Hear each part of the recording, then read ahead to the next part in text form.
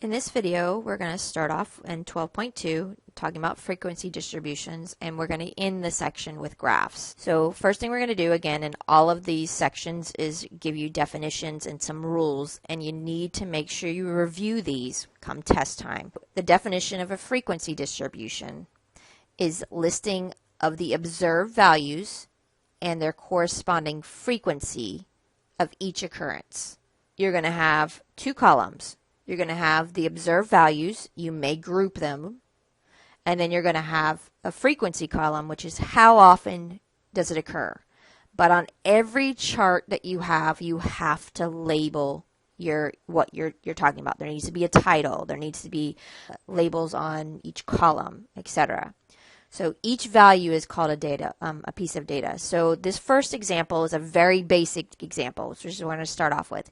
You roll a die 50 times and you record the results. Construct a frequency distribution with width 1. Width 1 means that you don't have a group. So we first look through here. When you're rolling a die, there are 6 options. I have 1, 2, 3, 4, 5, and 6. This is going to be, again, what am I doing? This is my results from rolling a die 50 times. I'm going to label this my results, and this I'm going to label my frequency. At this point, you can do this in many different ways. You can actually cross them out as you collect, like as you count them. You can do, which is a little harder if you're using the computer for your problems and you haven't printed them off. So another way that you can do it is you can add a column in between that has like a tick mark column that you need to do. That's okay as well. So what I mean by that is like you would say, okay, the first one is a 3, and you would put a tick mark here. Then there's a 6, and you would go across and do those. So you can put the tick marks, but there needs to be a final number listed in there. So I want you to pause this, and I want you to fill in the right-hand side, the frequency, how many times you get all of them. When you're done, press unpause and check your work. So again, when you're doing this, this is what I need to see, but in between here, you could have put the tick marks. And so like I had told you, you would have started off with a tick mark here, then a 6, then a 5, and I need to make sure that I'm leaving that space there, then a 2, then a 1, then a 4. So like you could go through each one of those, and you have a 3, and you put it there, then 2 2s, then a 1, and you would do that for all of them. What I do suggest you do always at the very end of doing one of these charts is make sure you add up the frequency column to make sure it equals your total and possibilities so that you didn't miss something. Really easy to do that. Now, again, on a test, I'm probably not going to have 50 options there, so it doesn't take so much time. So if you want to copy them down, if you want to, some people like to put them in order. Again, it's up to you, but just double check the amount. This is my frequency distribution for this problem. If you put the tick marks in the middle, that's okay, but there needs to be a frequency column with the numbers. Do not just put the tick marks down. So that was a basic frequency distribution. Usually in a data set, you can't list every single option out. It's not realistic. So we have to oftentimes group our data. What I'm going to show you every single time is what's related. So what type of graph is related to it. So a frequency distribution will be related to a histogram, which we'll talk about in a little bit. And a histogram is just a fancy name for a bar graph. Here are your rules, which are really important when you're talking about grouping your classes. Every single group has the same width. Classes cannot overlap. We can use decimals, but we do not overlap. So if I end one with 12.9, the next one is 13.0.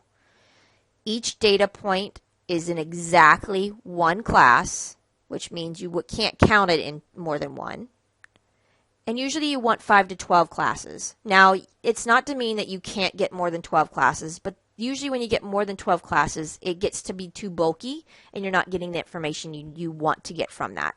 So we usually want to keep it within 5 to 12 classes.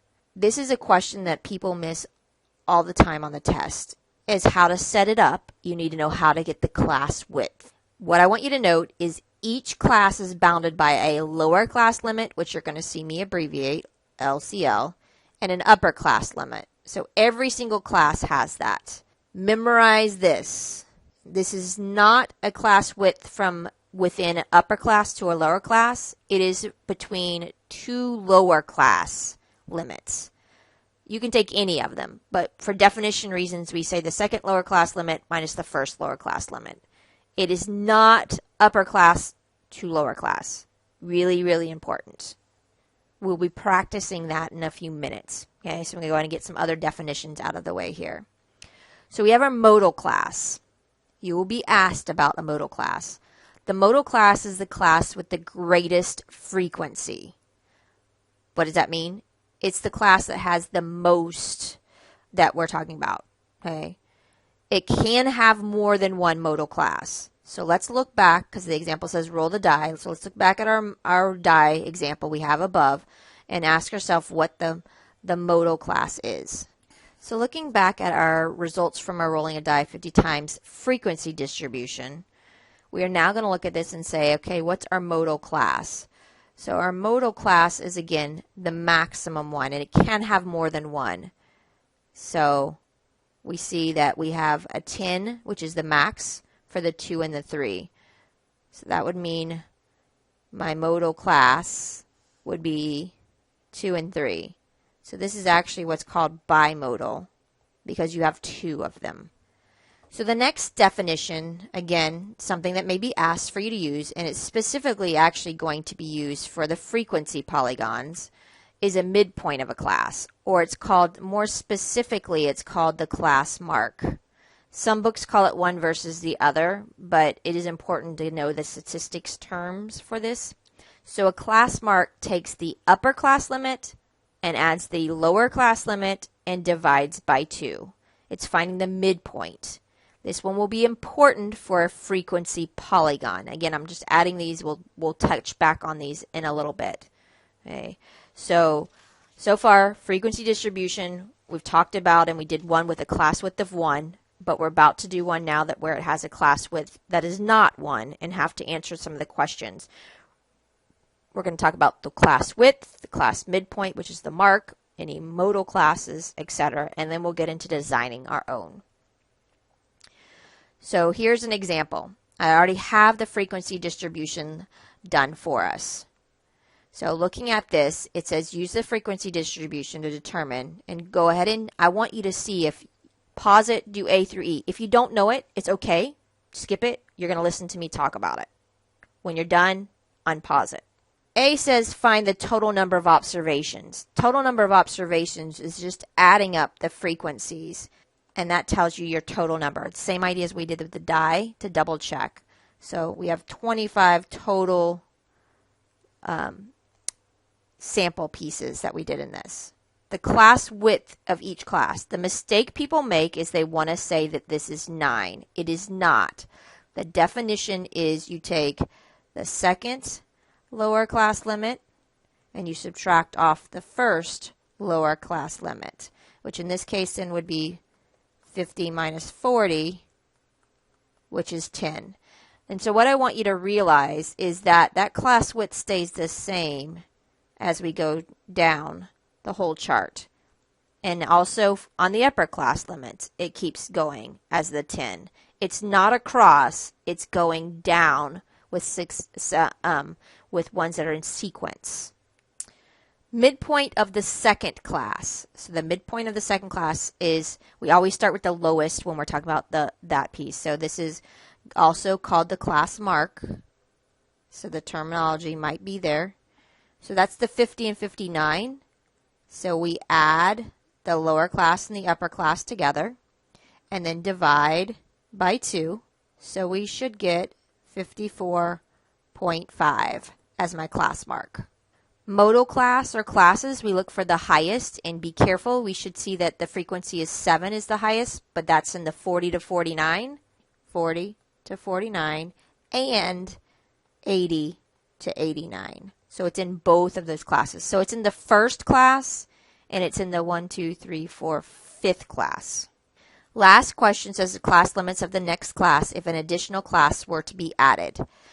So if we were going to go down the next one, it's using that idea of you're using the class width. And remember, it was using the same piece all the way down. So this would go down to 100 because we'd add 10. This one would go down to 109 because we would add 10.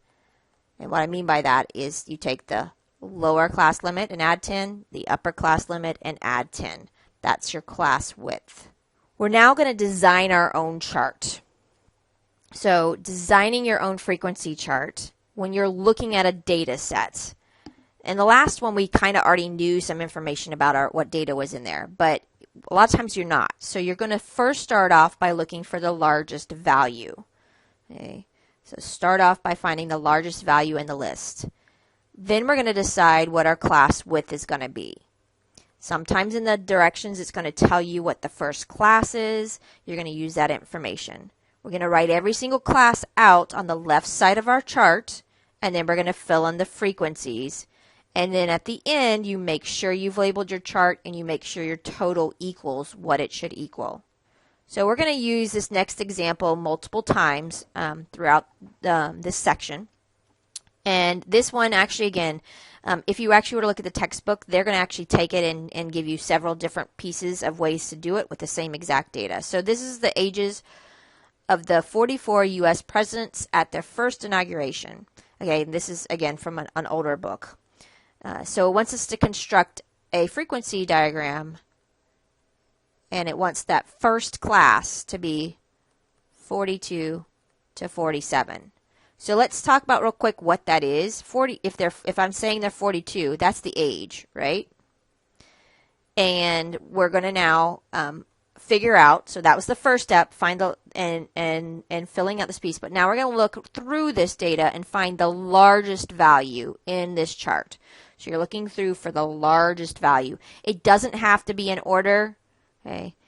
It does happen to be the last one here, but don't assume that. You need to scan it and be careful. So my largest is a 69, which tells me that I'm going to go the highest is going to have to fit that.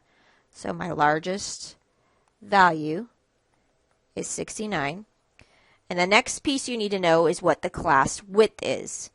So remember the definition of the class width is you take your second lower class limit and you subtract off your first lower class limit.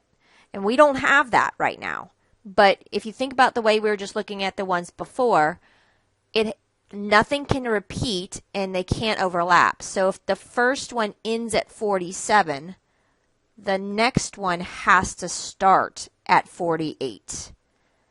42 to 47, the next one starts at 48. Now using this definition, my width will be 48 minus 42, which is 6. So this is going to help me to keep going on this piece because I know the next value down, I'm going to add 6 to 48. So that's going to be 54. And then I'm going to add 6 to that, which gives me 60. And I'm going to add 6 to that, which is 66. I know I need the highest one to include 69, so I'm going to see if it's going to include it going over to the next side. There's two ways to fill in the rest of this chart. You do need to realize that it's just one less than the lower class limit from below. Or you can add 6. So 47 plus 6 gives you 53. Plus another 6 gives you 59, but double check it goes to 60. This would give you 65, which went to 66. This would give you 71. So that is the left side of my chart. The right side of my chart now, I'm going to go through and again cross it out or put your tick marks in as you get them. And I want you to be clear on what these are. These are presidents that I'm counting. So this is the number of presidents in that age group. Total title for this is just basically taking the words out of here. 44 U.S. presidents at their age of their inauguration. And it's of their first inauguration. So now again, pause this, go ahead and see if you can fill it out. When you're done, you should double check there's 44. You can do the tick marks or you can count them up however you want to. You can cross them out. But when you finish, this column should add up to 44. So I should get 6 in the first, 11 in the second, 17 in the third, 8, and 2. If it doesn't add up to 44, you did something wrong. And again, that's where you need to go back and be very careful because you may have included something twice. You may have not included something. So you've got to come up with something that works for you. Some people use the tick marks. Some people cross them out. Again, it's up to you. We're going to reuse this, but it's important if you are giving this to me on paper and I'm grading it, it needs to have a title. It needs to have labels on each column. If I was looking at this one, my modal class would be the 54 to 59.